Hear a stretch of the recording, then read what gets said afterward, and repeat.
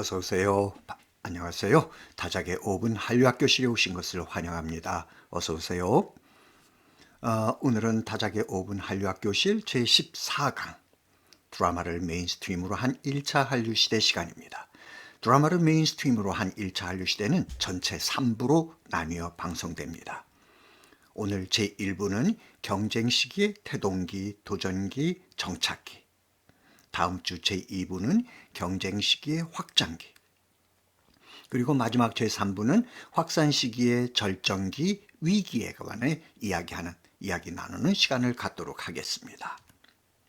자, 드라마를 메인스트림으로 하는 1차 한류 시대는 신조어 한류가 등장하고 수십 년 동안 대일무역 역조를 보여오던 방송 콘텐츠가 처음으로 대일 출처를 기록하는 1999년을 전후해서 그 이전을 한류의 개념적 선사시대, 경쟁시기, 모방과 탈동조화의 시기라고 하고 1999년 그 이후를 한류의 역사시대, 확산시기, 역모방의 시기라고 합니다.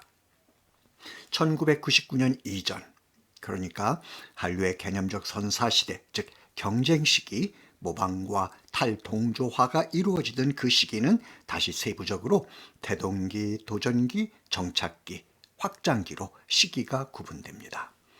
1999년 이후, 그러니까 한류의 역사시대, 즉 한류의 확산시기, 일본이 우리 드라마를 모방하는 역모방의 시기는 다시 세부적으로 절정기, 위기로 구분이 됩니다.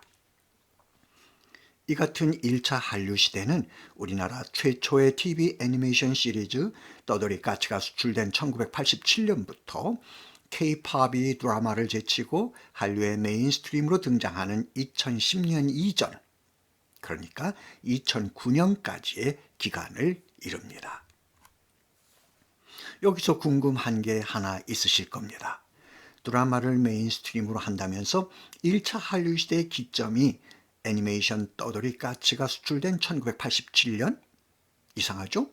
드라마 질투가 수출된 1993년이 기점이 되어야 하는 거 아닌가 하는 점입니다. 맞습니다. 1993년을 기점으로 하는 것이 합당합니다. 그럼에도 불구하고 애니메이션 떠돌이 까치가 수출된 1987년을 1차 한류 시대의 기점으로 잡는 데에는 이유가 있습니다. 질투의 첫 수출이 어느 날 갑자기 복권 당첨되듯이 이루어진 것이 아니기 때문입니다. 드라마 질투의 수출이 있기까지 무수히 많은 시도들이 있었고 그 시작의 모멘텀이 1987년 애니메이션 떠돌이 까치의 프랑스 수출이었습니다. 그렇기 때문에 이 시기를 한류사에서 빼놓을 수 없었던 것입니다. 다시 말해 1차 한류 시대 경쟁 시기의 첫 단계 태동기가 바로 그것입니다. 방송 콘텐츠 해외 수출의 가능성을 타진하고 원거리 교역을 위해서 부지런히 움직임을 보이기 시작하는 시기입니다. 이런 태동기가 있음으로써 1993년 드라마 질투의 대중국 수출이 가능했던 것입니다. 모든 것은 과거의 흔적들이 쌓여서 새로운 역사를 창조하게 되는 것이니까요. 해서 1차 한류 시대가 드라마를 메인스트림으로 하고 있지만 애니메이션 떠돌이 까치가 태동기의 중요한 흔적 중에 하나이기 때문에 프랑스 수출이 이루어진 1987년을 드라마를 메인스트림으로 하는 1차 한류 시대의 기점으로 잡는 것입니다. 1차 한류 시대 경쟁 시기 두 번째 단계인 도전기는 지상파 방송사들이 본격적으로 시스템을 갖추고 방송 콘텐츠 수출에 나서기 시작하는 시기입니다. 1991년 KBS와 MBC는 수출 전담 조직을 갖춘 계열사 KBS 영상사업단 MBC 프로덕션을 설립합니다. 그리고 1991년 개국한 SBS는 그 다음 해인 1992년 계열사 SBS 프로덕션을 설립합니다.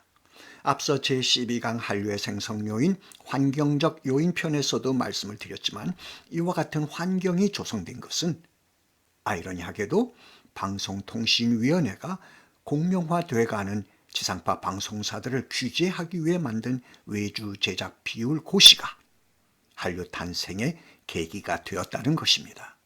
재밌잖아요?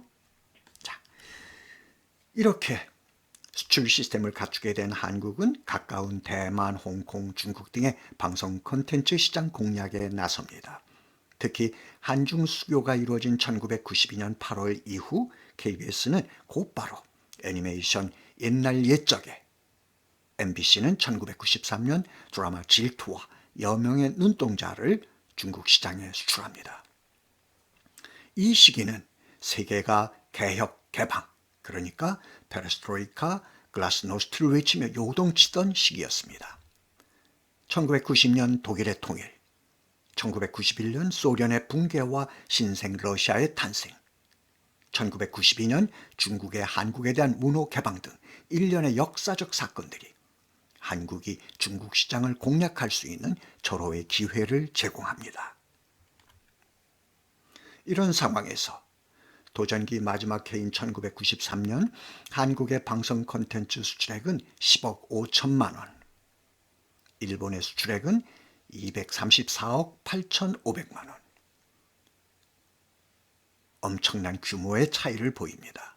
어쩌면 이런 차이가 아시아 시장을 놓고 일본이 한국에 대해 방관적 방어기를 갖게 한 요인이 되었는지도 모릅니다. 한국의 문화 수출을 대수롭지 않게 보게 한 것이죠.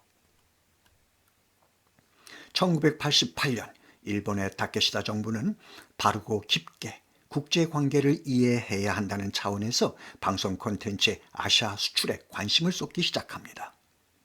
그 결과 1980년대 4,585시간 분량의 수출이 한류 도전기인 1992년에서 1993년 22,324시간으로 5배 가까이 비약적으로 증가합니다. 1차 한류시대 경쟁시기 세 번째 단계인 정착기는 수출의 기본 형태가 선진국의 기본적인 면모를 닮아가는 시기입니다. 비록 수출 규모는 크지 않았지만 수출 지역이 중국 시장 중심에서 동남아시아 지역으로 확대되고 수출 프로그램 장르도 애니메이션에서 드라마로 또 드라마에서 뉴스 및 홈 비디오 클립 등으로 다양해집니다.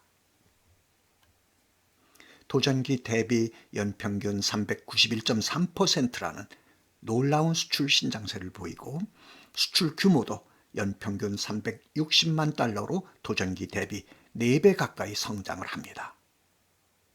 정부가 방송 콘텐츠 해외 수출에 관심을 갖기 시작한 것도 바로 이 시기, 정착기입니다. 자, 제14강 드라마를 메인스트림으로 한 1차 한류시대 제1부 경쟁 시기의 태동기, 도전기, 정착기에 대한 이야기는 이곳으로 마치고 다음 주 제15강에서는 제2부 경쟁 시기의 확장기에 대한 이야기를 나누도록 하겠습니다. 감사합니다. 수고 많이 하셨습니다. 자, 실온 외치는 시간입니다. 제가 한류이즘 할게요. 여러분들은 한류토피아 그리고 다 함께 위하여. 자, 한류이즘과 한류토피아를 위하여. 감사합니다. 행복한 한 주간 되세요. 다음 주 금요일에 뵙겠습니다. 수고 많이 하셨습니다.